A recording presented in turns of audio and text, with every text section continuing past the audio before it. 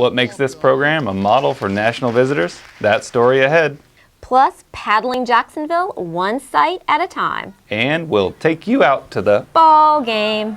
Circa 1920. All ahead on JPTV.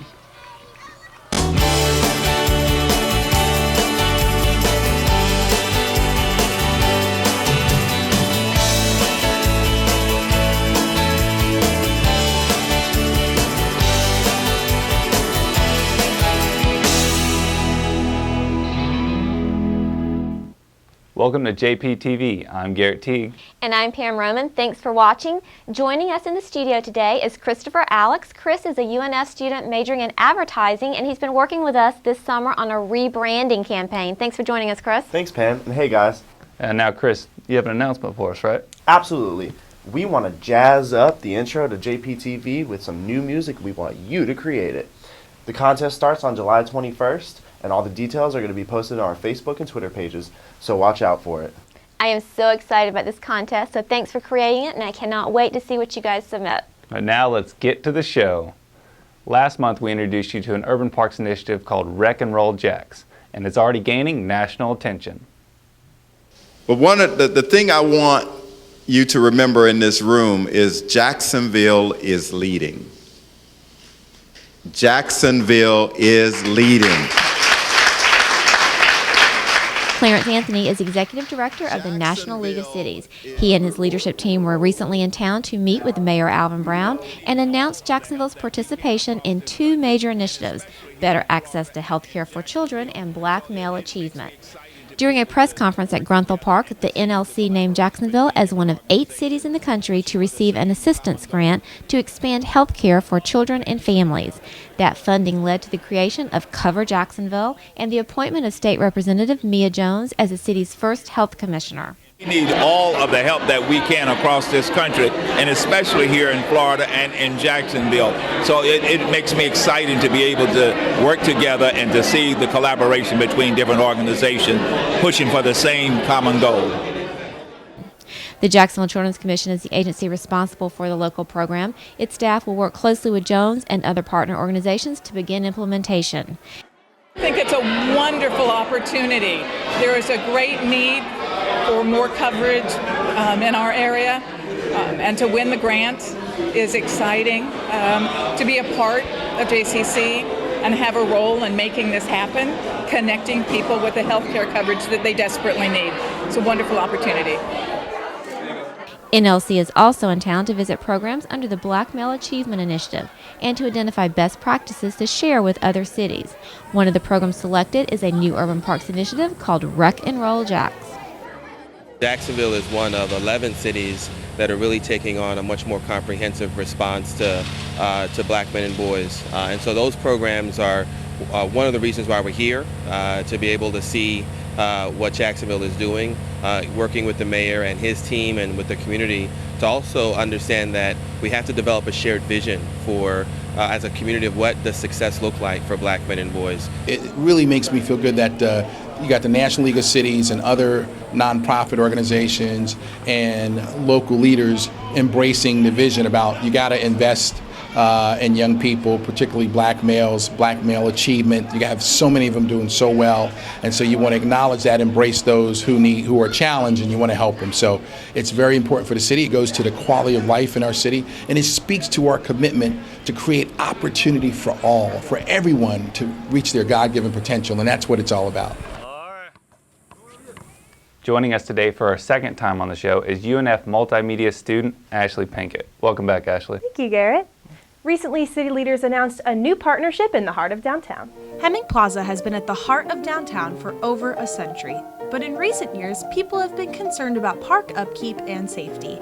Now, that's all about to change. The city is moving forward on an agreement with the Friends of Hemming Park to manage the site that sits in the middle of downtown. You know, this is, to me, ground zero, the heart of downtown. And for the investment that's going in, what we can do here and the impact it has throughout downtown, I think will be tremendous. A lot of people have been involved with this process, like Councilwoman Denise Lee, who has chaired the Hemming Plaza Task Force for 2 years. I've been feeling good about it for a while, but this solidifies the feel. Yet chairing the committee was important, but getting something done is more important. With all the excitement around this agreement, the big question is, what can we expect? Really creating a stronger vibe in the park, allowing vendors, events, and making it easier for other people to hold events. Those are some of the changes we're looking at seeing happen in the park. The bigger picture for city leaders is how the changes in the park will impact Jacksonville.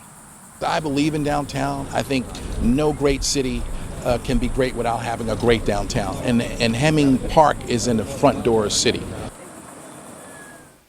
So our next story is about water safety and swimming.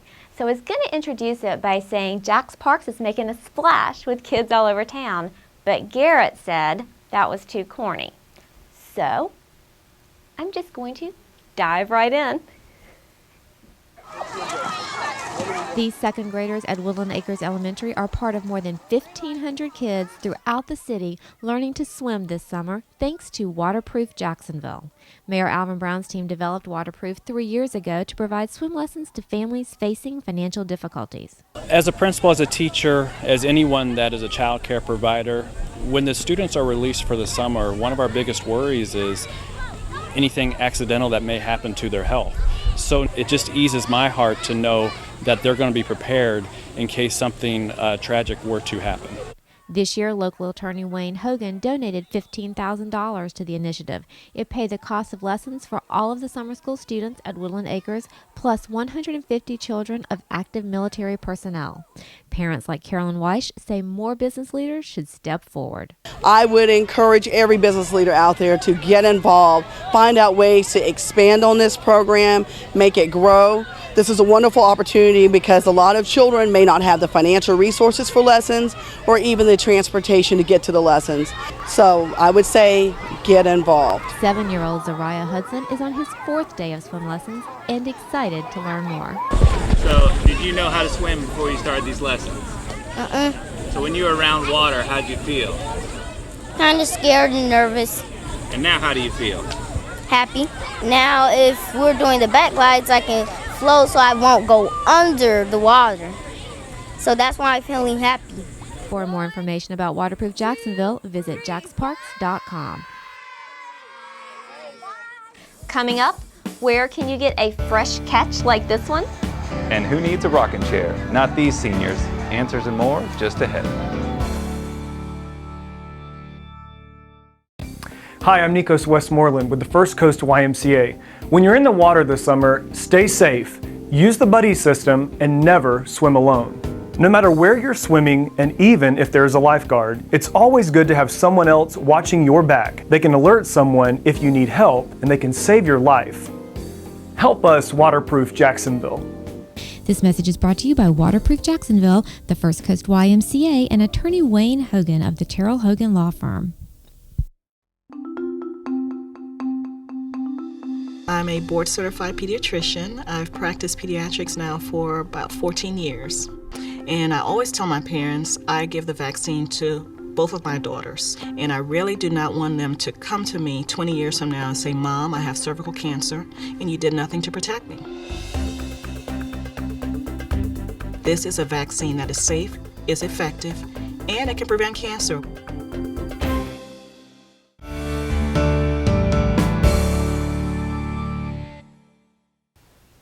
Welcome back to JPTV. Ashley, what time is it? It's time to get our adventure on, of course, Garrett. Join me as we discover another JaxParks.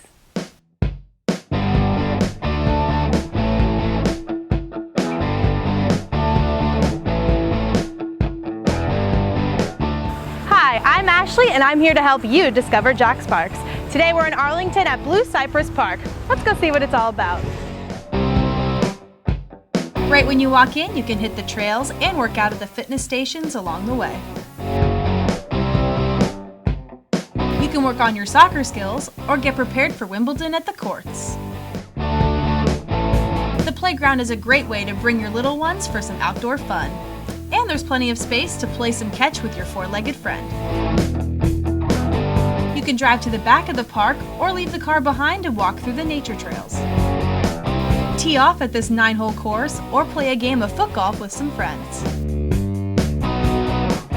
At the back of the park, take a walk on the pier where you can bait your hook or enjoy the views of the river and wildlife. Don't forget about the kayak spot. This natural launch is perfect to push off into the water and paddle away. Just watch out for the locals. So come out and discover all that Blue Cypress Park has to offer. Get out and discover your JaxParks. One of the coolest parts about interning here is the time that we do get to spend in our parks. And sometimes get on the water like Don did last week. Definitely. Hi, I'm Don White, and if you can't tell by looking at me, I love to surf. But recently I ditched my surfboard for a kayak. Hey, I'm Joe Crespi with First Coast Outfitters, and I'm here today with JaxParks at Mike McHugh Park and Boat Ramp. We're here to paddle down the Intracoastal Waterway. But before we do that, let's go over some safety tips. Paddling at Mike McHugh Park and Boat Ramp, there's a few things to keep in mind. You should always check the tide and weather reports. You always want to make sure you've got your life jacket or PFD on. Make sure you've got some form of communication, whether it be a VHF radio or cell phone.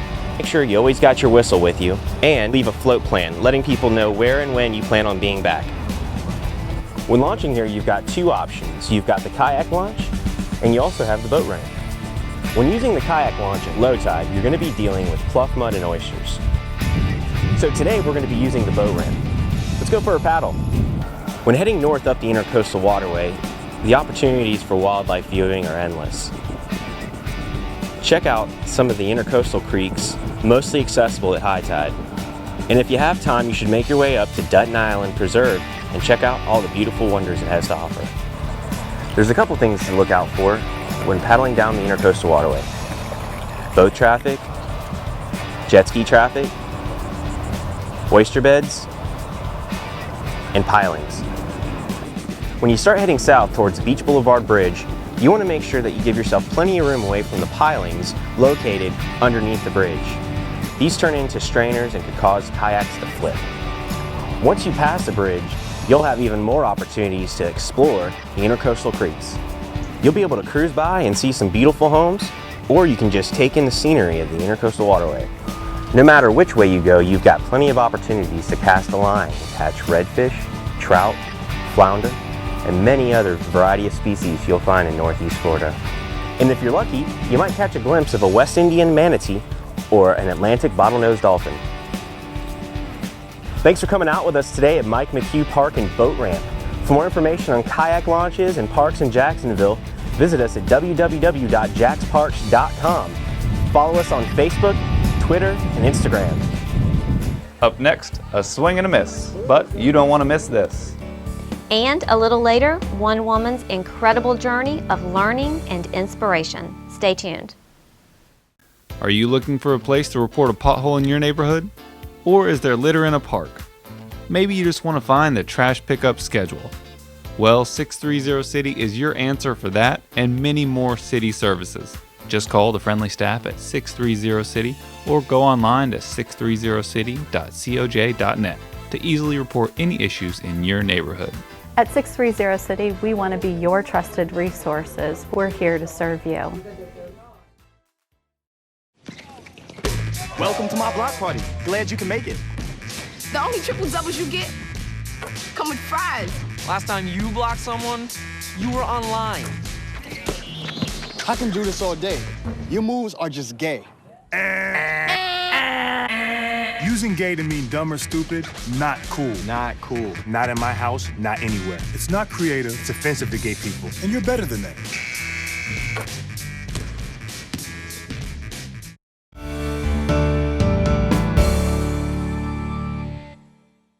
Welcome back, everyone. You may remember that last year we announced Jacksonville received a designation as a Groundwork USA Trust site. Well, since then, the local chapter has been gaining momentum. And I recently joined Groundwork USA and Groundwork Jax officials on a tour of areas targeted for cleanup.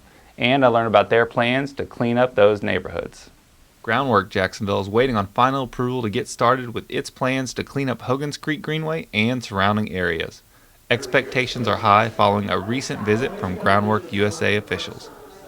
The city received its designation last October and was one of only 3 cities selected in a competitive bid to form its own local trust. The main goal is to clean up areas around Hogan's Creek, but the larger mission is to bring together communities, nonprofits, businesses, and the city to coordinate efforts in revitalizing Jacksonville neighborhoods. The ultimate goal is to remove the fish advisory sign, but it's also to provide additional recreational opportunity, economic opportunity, community involvement opportunity, and basically clean up impacted ground that pretty much is fallow and underused. With groundwork, it's not just about planting a tree, it's how many other outcomes you can achieve through planting that tree. So is there job training that happens? Is there community engagement that happens? Is there some kind of civic work that happens where people need to work with City Hall to get that tree in place? How many things can you do by just planting that one tree? Hogan's Creek and the parks around Hogan's Creek have been characterized by national experts as being a central park for Jacksonville, something that will attract tourists from other places, something that could encourage businesses to come to Jacksonville, something that will help bring new residents to downtown Jacksonville. And all of those things are important, not just to Springfield and the east side, but to people all over the city. Groundwork USA is a national network of locally based trusts that focus on urban areas facing economic and environmental difficulties. This is the first time that Jacksonville has competed for a Groundwork USA designation. Mayor Alvin Brown committed double the amount of money required by the organization, and community groups came out to support the cause. And all this effort wasn't overlooked. The mayor came to our very first site visit and really talked about how much he supported it and felt like we could really help Jacksonville. A lot of people came and just really wanted this here. So it felt like if we started something, we would have a lot of partnership. So I feel very confident. It's such a competent group here and a great community, and they really want to improve and move their community forward, and everyone seems committed. Once approved, Groundwork Jacksonville will move forward with its plans to become a fully functioning nonprofit, helping to clean up and revitalize Jacksonville's historic Springfield and East Jacksonville neighborhoods. I'm not sure what you did this summer, but this year I did something different. I gunned my DeLorean to 88 Marty McFly style and went back in time.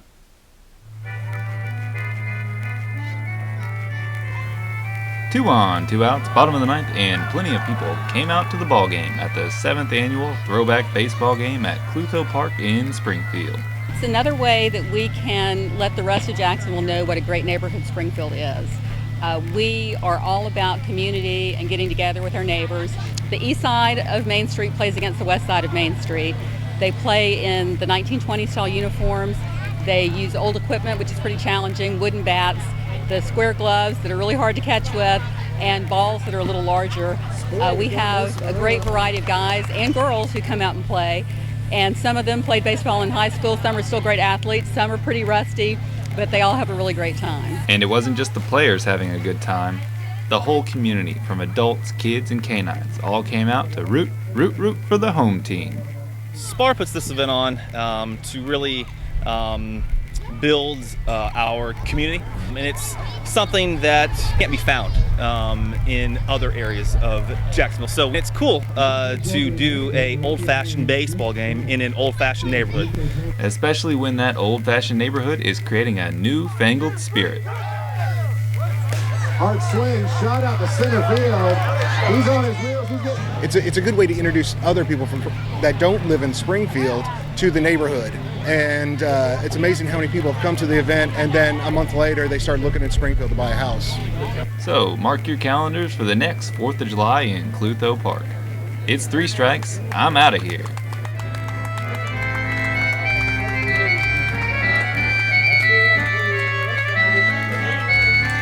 I said to the left, Don. Whatever. I'm trying to teach Don some new dance moves we learned at a recent video shoot. And as you can tell, it's not working. And you'd be surprised where we were. A dance party broke out when Hot 106.5 came out to what seemed like the hottest club in Jacksonville. But actually, it was all going down at Mary L. Singleton Senior Center.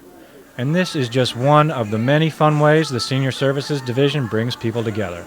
The Senior Services Program is that vehicle to get them out of their homes, back into the community, and involved in activities that will keep them active, vibrant, and out of an institution.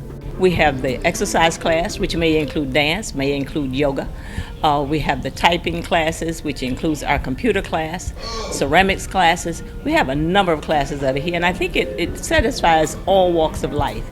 And if you talk to any of the seniors, you can see how much this means to them and the community. See, a lot of us don't get a chance to talk to each other, and they come here and they can explode, man. They don't like to listen, they like to talk, and that means so much to me. It warms my heart. When you get older, people think that you're ready to sit on your chair, rock, until the good Lord calls you home, and it doesn't work like that.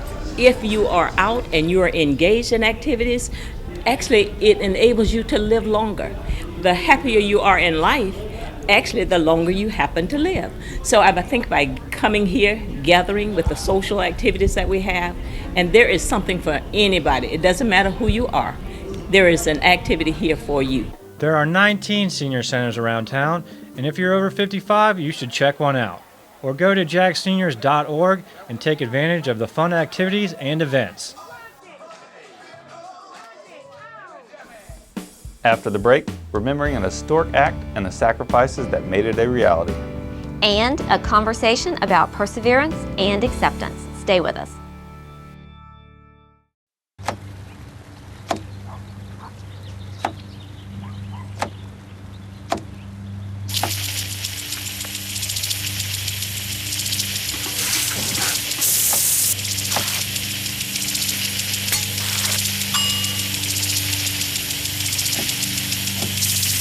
Clean kitchen surfaces, utensils, and hands with soapy water. 1 in 6 Americans will get sick from food poisoning this year. Keep your family safer. Check your steps at foodsafety.gov.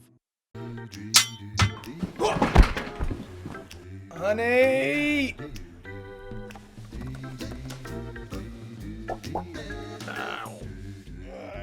I'm okay. Hi, I'm Willie Coates with JaxParks Aquatics. Florida is surrounded by water, which is why it's so important to learn how to swim. Not knowing how to swim greatly increases the chances of drowning, no matter how old you are. So sign up for swim lessons and keep you and your kids safe. Don't rely on a lifeguard, rely on yourself. Help us, Waterproof Jacksonville. This message is brought to you by Waterproof Jacksonville, JaxParks, and attorney Wayne Hogan of the Terrell Hogan Law Firm.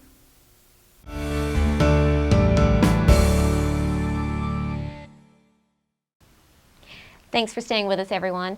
Earlier this month, the City of Jacksonville celebrated the 50th anniversary of the Civil Rights Act of 1964. During this part of the show, we usually present our Legacy of Giving series, but this month we thought it important to pay tribute to the Civil Rights Act and to some local men and women who sacrificed to create change. So even though we face the difficulties of today and tomorrow, I still have a dream. It is a dream deeply rooted in the American dream. I have a dream that one day this nation will rise up and live out the true meaning of its creed. We hold these truths to be self-evident, that all men are created equal.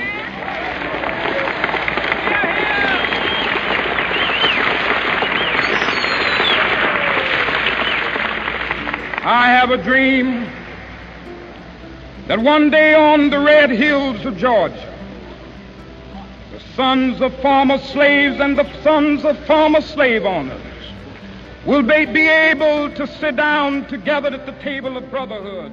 I have a dream. This summer, UNF student Lucy Wotell worked with us to develop an awareness campaign for our Disabled Services Division. As part of that, she created a series of interviews with members of the disabled community. Up next, let's listen to her conversation with Jacksonville resident Megan Monty. Hello Jacksonville, my name is Lucy Wotell and I'm here with JPTV. I'm at Florida Blue talking with Megan Monty and she's here to share her inspirational story. Hello Megan, how are you? Hey Lucy, I'm great. How are you? I'm doing great. So tell us a little bit about yourself. Well, I'm a Jacksonville native and I am a person with a disability. I have a vision impairment called retinitis pigmentosa, and so I've had it since I was born, but diagnosed when I was 6 years old, and it's been an interesting journey. So tell me a little bit about your journey.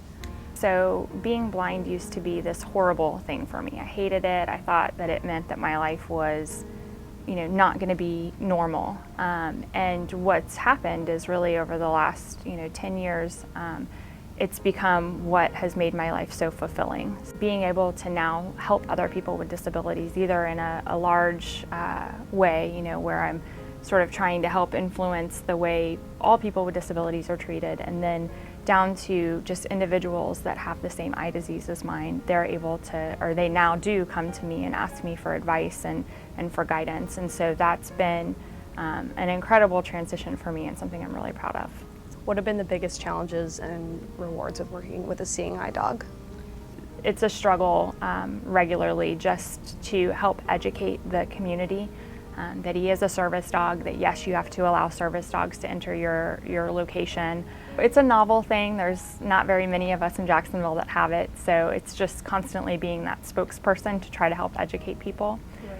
And the greatest part about having a guide dog is that, you know, it's the best part about going blind. I get to have my best friend, you know, half of my heart, the other half is my first guide dog, but I get to have my heart with me all the time. And so it makes the whole going blind thing, the whole disability thing, not so bad. And of course they, you know, they do guide me and protect me and allow me to have a level of independence that I didn't have before. What do you think is the public's main perception of somebody who is blind or has any other disability? And so I think the perception of people is changing from a capability perspective. So I think people are starting to understand that we really can do a lot. I think there's still a lot of confusion around what disability is and what it looks like. So there's, you know, people expect you to look different, to look like you're suffering, to look like there's something physically wrong with you. And really most people with disabilities don't have an outward appearance of that disability. So knowing that this was a progressive disease early on, how were you able to cope with that? I did have the benefit of finding out that I was going to be blind before I actually kind of was. So, you know, I have a lot of memories of those times, the tests that I went through and what it all meant. And my parents were always pretty upfront with me. The doctors were always very upfront with me about what having retinitis pigmentosa would mean to me. So I knew by the age of probably 8 or 9 that I wasn't going to be able to drive, to get a driver's license. What would your message be to other people with disabilities? So my first message to individuals that have disabilities is know your rights, know how you're protected, never ever underestimate what you're capable of, leverage the resources around you, and just expect more of yourself than anyone else will, because we do have such a long way to go still for society to understand what people with disabilities can do. You have to set the tone. For other people, so for family members who care for people with disabilities, I would say, you know, you see a lot of parents that do a great job of letting your kids figure it out, let them be their own advocates, help them understand what their accommodations are, what they do need to be successful in this world. Well, thank you so much for talking with us today. Thank you. And back to you guys. We asked Lucy to join us here in the studio because after her interview with Megan, she had an interesting experience. Lucy, share your movie story with everyone. Well, when I was talking with Megan, she was telling me that she only had 10 degrees of vision, and that's looking, you know, anywhere between looking through a straw or looking through a toilet paper roll. And she was mentioning how hard it was to go see movies, especially action movies. So when I went to see Transformers a couple weeks ago, I put myself to the test and I did this with my hands, and within a few minutes, looking through my hands, it was so painful to watch the movie, and I could sort of see what she was talking about, and I could understand like why it was painful for her to go watch action movies. And we're hoping that understanding is something that transpires through all of Lucy's interviews as you watch them over the next few months. With that, it's time to end the show, so I want to invite all the interns up, and Garrett. Well, that's it for today's show. Thanks for watching. You can get more information about JaxParks at JaxParks.com, and you can see more episodes of the show on JaxParksTV.com. And you can follow us on Facebook, Twitter, Pinterest, Google+, YouTube, and Instagram. And don't forget about that music contest. That's right. We'll see you back here next time, and until then, we'll see you in the parks. I'm gonna let now keep them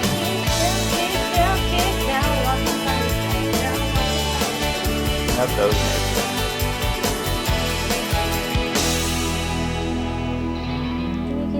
Improve, improve.